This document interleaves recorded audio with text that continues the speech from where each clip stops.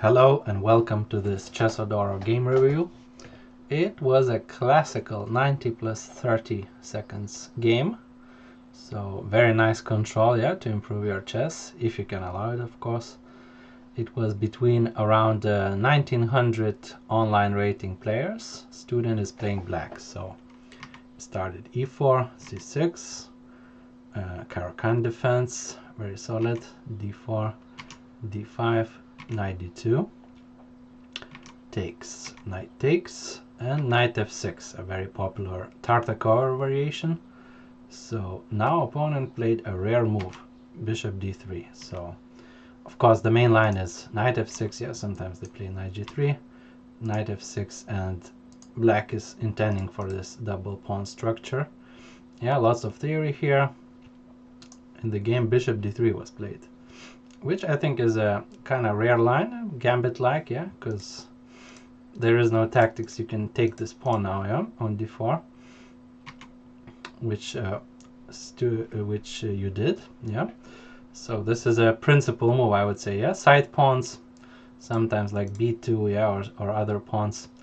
It's usually dangerous to take in the opening, yeah, because it wastes a lot of time. But center pawns is a different matter, yeah. They are much more important, the central pawns. So we can test these gambits, yeah, by taking central pawns. So you did it, and now we just need to catch up in development. Yeah, we have a pawn up. So you played queen b6 here. I would go just back here and continue development. Yeah, because queen from here also kind of supports bishop, guards the bishop, can quickly castle short. Queen b6 I don't like because it will get hit maybe at some moment by bishop e3, and you'll have to move it again. And this bishop is not feeling so safe, yeah, if quick e-file pressure happens. So that's why. And for example, queen d8 may be how the game could continue. Yeah, you could maybe even go like this towards the center with a knight and just finish development like that. So queen b6 happened, castle, and now I think you made the first mistake of the game. Bishop e6. This is a mistake because bishop is actually a target here, yeah, for knight f4 jump. And some queen h5 is coming after taking on e6, yeah, so maybe you missed that. And also, yeah, you're putting the bishop on the e line. Not sure where you intended to castle, actually. Yeah, if you're intended to castle short, maybe you should play like this immediately. But actually white has some compensation after this move. Or you could play more actively like bishop c5, but still white has dangerous initiative here for a pawn, because we have few pieces yet defending the king. But the best option, I think, was a very hard idea to find, yeah, because this knight is moving twice, yeah. But idea was to block this e line, yeah, and allow you more time to finish development, so game could continue.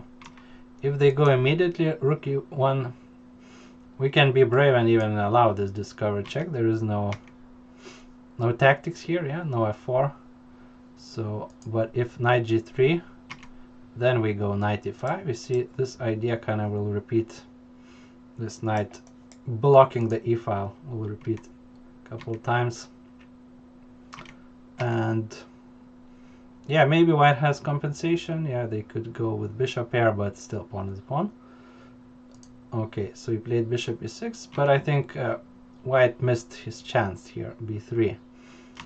He should have went immediately after this, yeah, target. And this line could be very dangerous for you, yeah. Now we cannot even play g6. We have to take a walk with the king, yeah, but then it's super dangerous attack.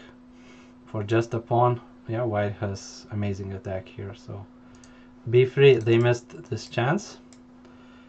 And now you went queen c7, another slow move, and you asked, was it too slow? I did that so that when I played bishop d6, it was on a protected square and wasn't prone to queen tactics. Actually, you see why I wanted to go earlier queen d8, yeah, instead of queen b6.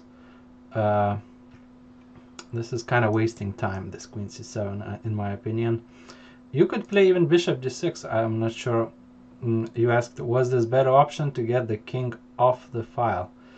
Yes, it was a better move definitely than queen c7, because there is no tactics. Yeah, there is no tactics. If they take it here expecting us to take, we have this move then, and suddenly black has like winning attack, because white opened on himself, yeah, the h file. So there is no tactics actually. If you kind of look a bit deeper here, yeah, bishop h7 would even lose for white. So bishop d6 was a possibility, but again, this repeating motive, yeah, in the game. Maybe you can remember it, yeah, for future games.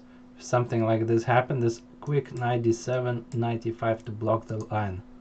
This was amazing move again. And here you even have an option, yeah, since you develop bishop first, the knight, you have an option to even go long castle, I think, because all your pieces basically are on the queen side, yeah, protecting the king. So this was the best move, knight d7. But you played queen c7, so kind of still not developing, yeah, wasting time, I think. Rook e1, and white again missed opportunity. They should have went after this bishop, something like this. If knight d7 again, you're not in time to get out with the king. This happens again, so you would have to go something like bishop d6, but then yeah, dangerous initiative for white again. Yeah, now threatening knight takes, and yeah, you're not in time to develop. Probably white will win back something. Okay, rook e1 happened in the game, and now we went bishop d6. You say after move 10 I allowed the tactics on the e-file that led to threats on the king. I had grabbed pawns and hadn't castled yet. I was up material but was under pressure, too greedy for material and too slow to castle. Yeah, I agree. You were slow, yeah, last couple moves with these, yeah, moving same pieces twice, yeah, not developing. So you had again this knight d7 move, yeah, so you see like how many times this knight d7 happens, and you had to close this line, yeah, somehow to think of this move like this, yeah. And the white cannot really play f4 because we have a counter pin, and we can just exchange everything, yeah, and win the pawn. Or instead of f4 maybe they pin, but then we are in time to defend like this. And now the queen actually makes sense here because we have a cover, you know, from check. So knight d7, yeah, 3 times in a row. This move, you played bishop d6, and now finally white played this knight d4. So what I can say about this position, black is just too behind in development, yeah. So white has big initiative and most likely will win material back, yeah, because his pieces are kind of active, yeah, already playing on lines. And now I think you played a very risky move, and it's actually a mistake to take this pawn, in my opinion. You see central pawns when we took in the opening, that was okay, but grabbing these pawns, these side pawns, when underdeveloped is super risky, yeah. You are already super behind, yeah, you haven't castled yet, so grabbing this will waste another tempos, yeah. So but white played a kind of weird move, yeah. Why they didn't go here, I don't understand. Then you could go back, and now big attack starts. If white spots this amazing move, rook sack f4, this is just a crazy attack happening. King f7 gets hit by bishop c4, so probably you have to go king f8. Yeah, because running on the d line would just open some discoveries with the bishop. Yep, most likely you'll get checkmated here. And king f8 is this check, and queen h5 coming, yeah. This pawn is hanging now. Knight d7, bishop c4, some crazy attacks, yeah. Already mate is threatened, yeah, bishop opening up. So this was an engine line, of course, but hard to spot for white, this f4 move. But if you have big intuition, yeah, as attacker from white, you can spot these ideas, I think. So, but white played instead king f1. You retreated back. Now they took, and again they had this f4 sack. This is also working this time. Bishop takes here. Again, the same ideas, yeah. If king f7, bishop c4, big attack. If king f8, queen is coming in. And probably we're just getting checkmated here, yeah, with black. With the 3 pieces, yeah. So, rook b1 was played instead. Yeah, white didn't find this move. You could have basically probably lost after this, yeah. So, you see how dangerous it was to leave the king and not develop, yeah, in the game. Now you went knight d7. I think maybe castle was a better option to just as quickly get out of the center as possible. You have the queen, yeah, protecting, so there is no sacks here. And yeah, white has compensation, I'm sure. Yeah, they win even the pawn back. And we can fight on here, yeah. But knight d7. Now they have a 4, yeah, without even sacrificing a rook. And yeah, now your king is in big trouble, I think. But white misplayed this. They managed to misplay this.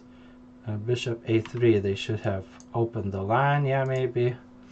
And continue the attack.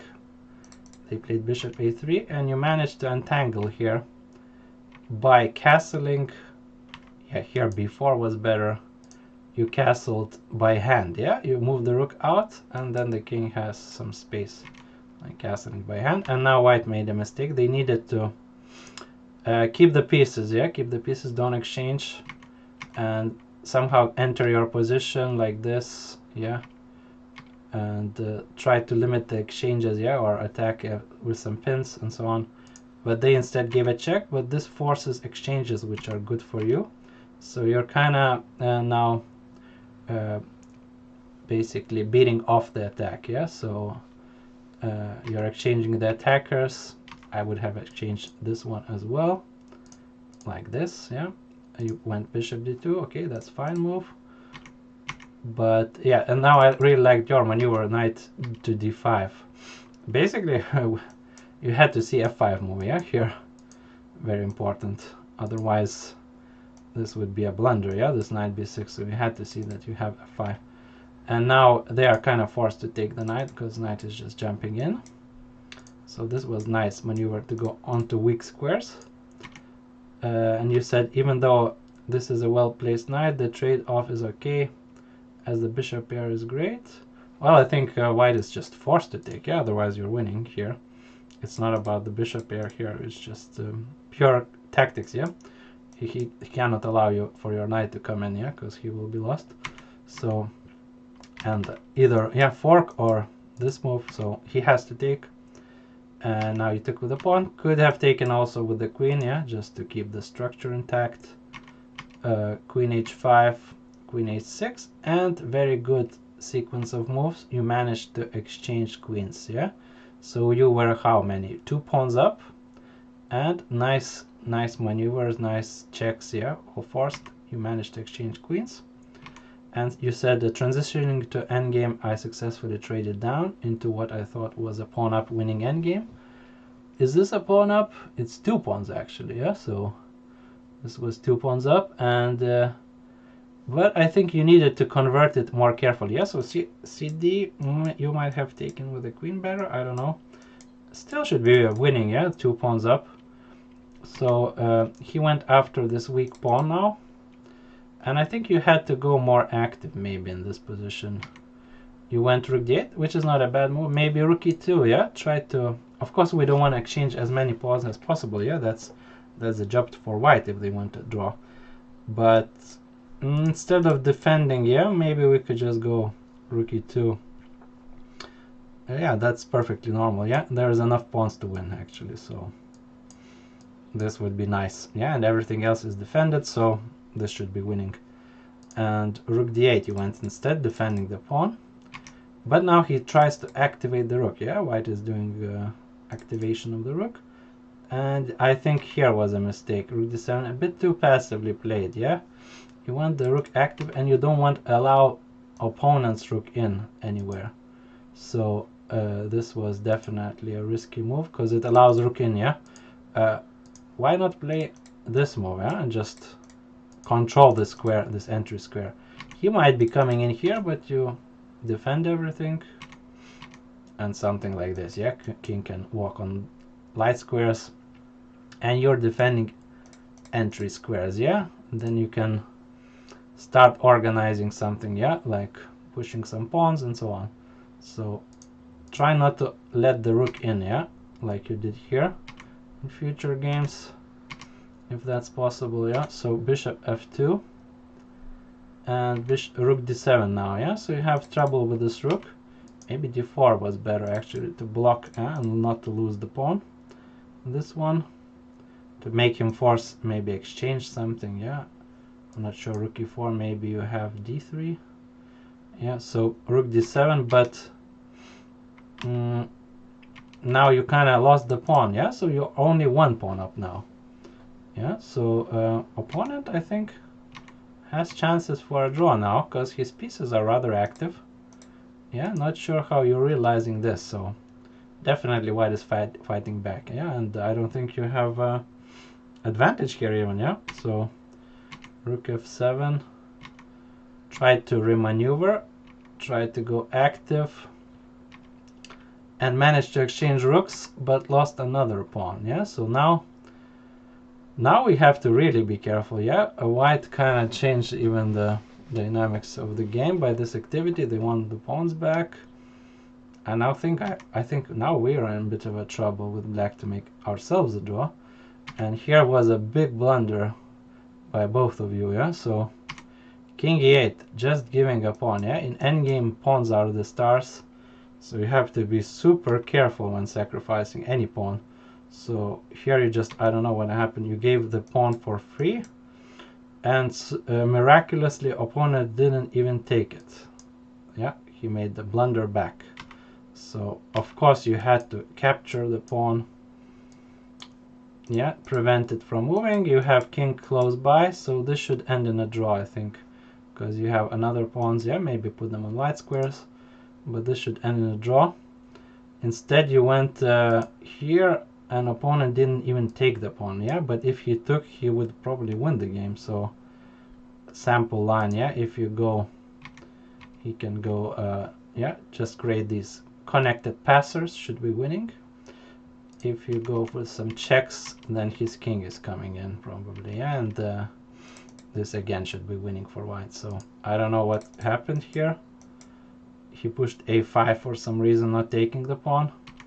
But now you have drawing chances again, yeah, even if this is a passer pawn. So let's quickly skip through the moves.